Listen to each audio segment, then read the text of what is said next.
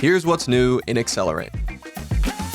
Learner help requests allow you to facilitate real-time communication between your users.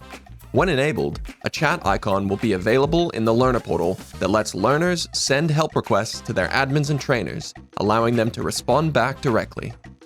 You can configure email notifications, the notice message displayed to learners, and enable the feature from the Learner portal and app settings page. For more information, go check out our Learner help request video available on our YouTube page. You can now link workshops and events between aXcelerate and Google Calendar to keep them synced between the systems and help you stay organized. When this feature is enabled, users will be able to connect their Google account and set a default calendar to link their workshops and events to. Once connected, users will be able to link workshops and events to Google from the calendar or workshops area.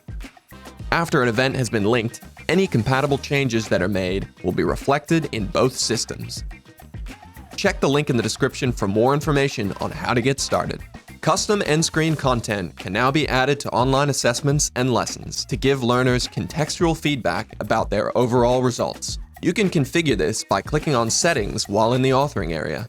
Content will then be shown to learners after they have completed an attempt, depending on the result that was achieved. Check out our Help and Support Center to read our full release notes for this month.